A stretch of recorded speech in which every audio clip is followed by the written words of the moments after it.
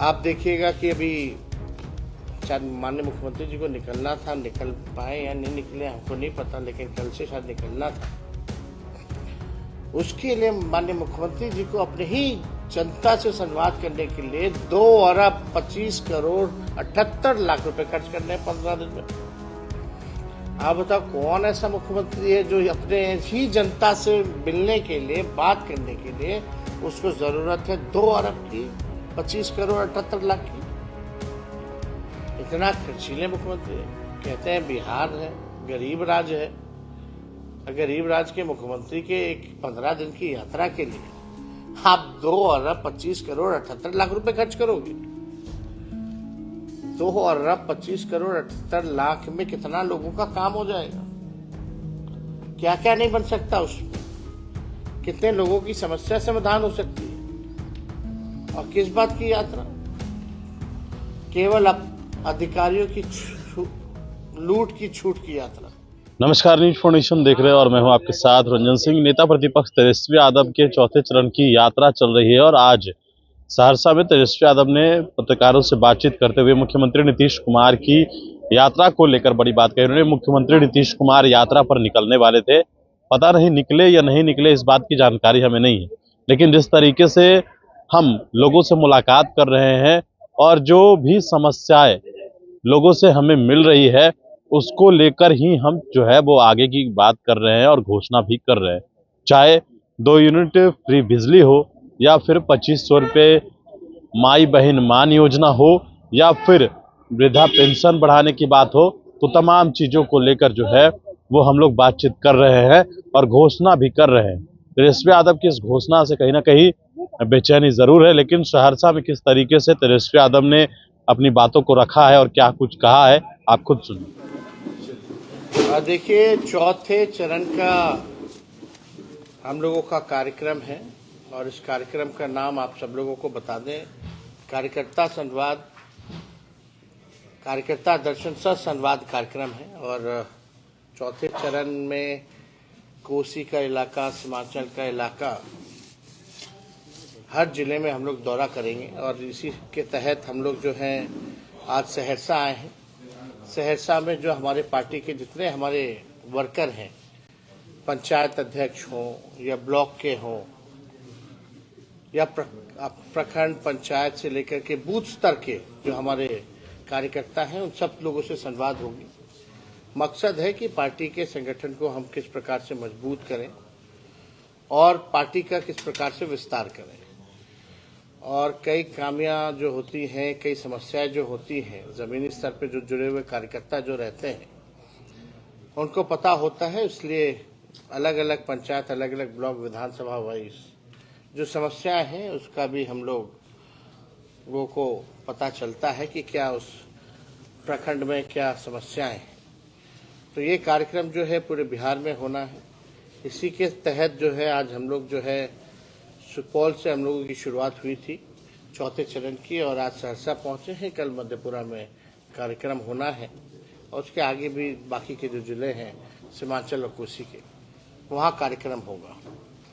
और आप सब लोगों ने देखा होगा कि इस कार्यक्रम से जो हमको जो फीडबैक जो मिल रहा है, जो लोग फीडबैक दे रहे हैं, उसी के आधार पर हम लोग भी निर्णय ले रहे हैं। जो समस्याएं हैं उसको किस प्रकार से हम लोग दूर करें।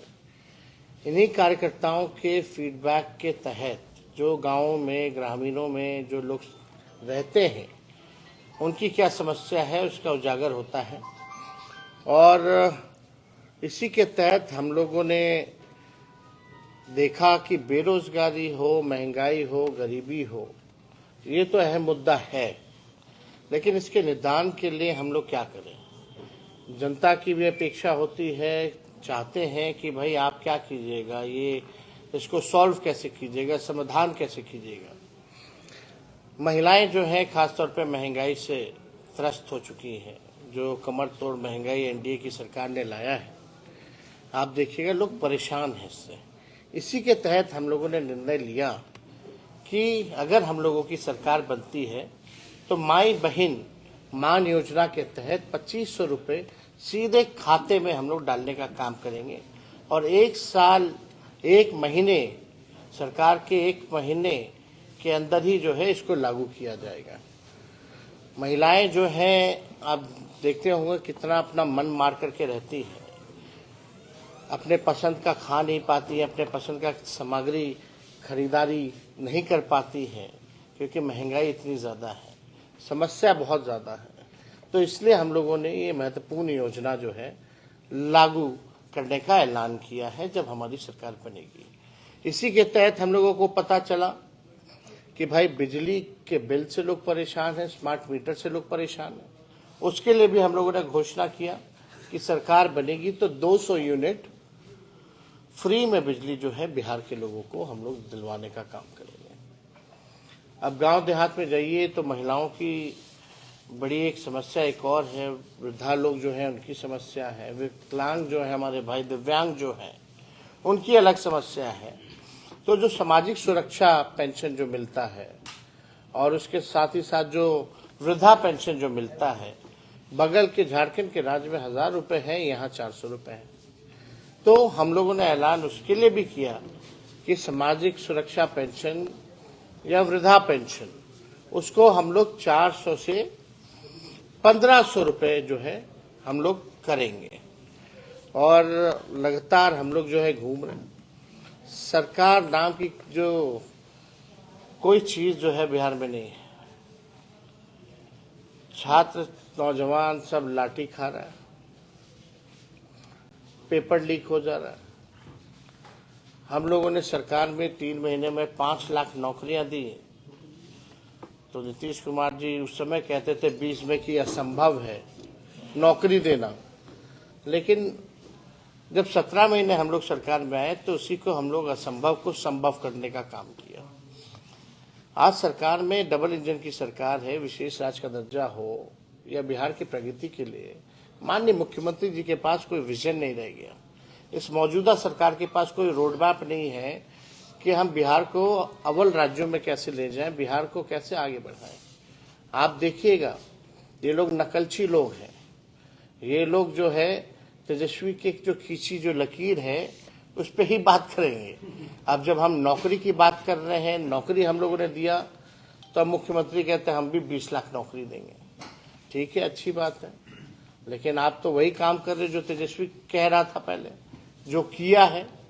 और आप धीरे धीरे देखते जाइएगा कि ये लोग जो है, जैसे हमने घोषणा की है, जो हम लोग काम करेंगे सरकार में आने के बाद, जो हम अपना विजन बता रहे हैं, उसके भी ये लोग जो है नकलची लोग करने का काम करेगा। इसी लकीर पे जो है वो लोग बात करेगा, चाहे पेंशन बढ़ाने की बात हो या महिलाओं को जिस प्रकार से हम लोगों ने जो है हम लोग अध्ययन कर रहे हैं।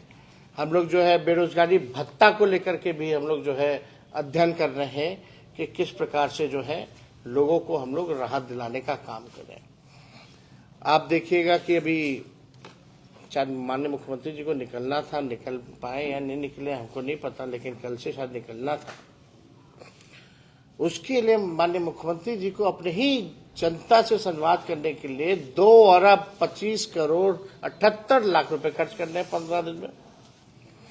आप बताओ कौन ऐसा मुख्यमंत्री है जो अपने ही जनता से मिलने के लिए, बात करने के लिए उसको जरूरत है 2 अरब की 25 करोड़ 78 लाख की।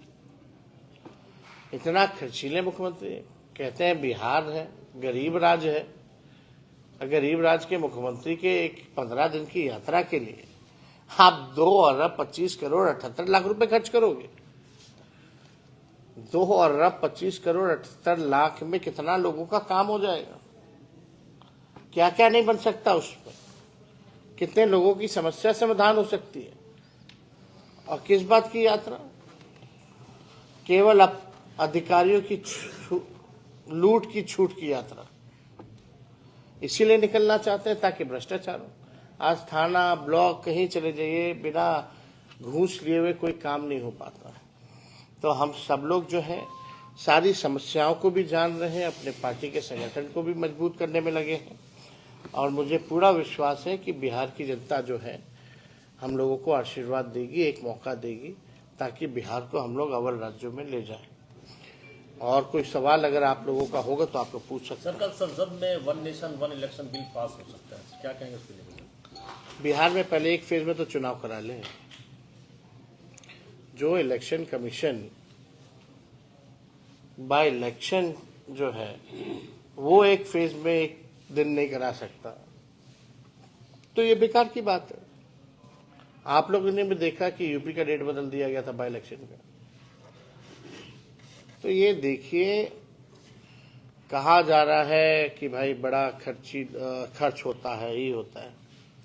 आप मोदी जी खर्च की चिंता कर रहे हैं? 11 साल में आपने विज्ञापन में कितने हजारों करोड़ लाखों करोड़ रुपए खर्च किए, ये जरा बताओ। पहले वहां तो ठीक करे। कितना विज्ञापन में खर्च किया है सरकार ने, काम क्या किया है देश के लिए? केवल विज्ञापन की सरकार है, कागजों पे सीमित है। मेन मुद्दे जो है उससे डाइवर्ट करने का प्रयास करते हैं ये लोग। बेरोजगारी पे प्रधानमंत्री तो नहीं बोलते हैं, गरीबी पे तो नहीं बोलते, किसानों के बारे में नहीं बोल रहे, तो बोलते थे आय दुगुना कर देंगे। कहाँ है प्रधानमंत्री जी? जब बिहार में अभी बाढ़ आया था तो कहाँ पैकेज दिया? कितना का पैकेज दिया? जरा हमको कोई बता तो दे। वोट चाहिए, यहाँ राज कर रहे हैं बिहार के लोगों के वोट के बदौलत, अब बिहार को विशेष राज्य का दर्जा देने से मना करते हैं। तो इसलिए ये इन सब मुद्दा जो है चलने वाला नहीं है। जनता जो है पूरा हिसाब लेगी। तेजस्वी जी, जिस तरह से इंडिया गठबंधन का आप लोगों ने निर्माण करवाया था, अब उसी में राड़ मचा हुआ है, तकरार हो रही है। उमर फारूक ने भी आरोप लगाया है, या कांग्रेस पर एक आरोप लगाया है कि ईवीएम पे जो बवाल मचा है सच्चाई स्वीकार करें। आप जीतते हैं तो ईवीएम अच्छा, आप हारते हैं तो हमने देखिए, हमने उनके बयान को सुना नहीं है। जब तक हम उनके बयान को सुन नहीं लेते तब तक इस पे कोई टिप्पणी हम नहीं दे सकते। लेकिन उन लोग तो मिलकर के सरकार चला रहे हैं भाई, वहाँ तो रार किस बात की? इंडिया गठबंधन में खुद नेतृत्व को लेकर सवाल उठने लगा है, आपस में संघर्ष किया है, क्या कहेंगे? बिहार में बीजेपी का नेतृत्व कौन कर रहा है? यहाँ रार नहीं, आपको नहीं दिख रहा बिहार, आपको वहीं दिख रहा है। तेजस्वी जी, जिस तरह से आपने घोषणा किया है मान योजना का, पैसा कहाँ से आएगा? वाह, असंभव है ना?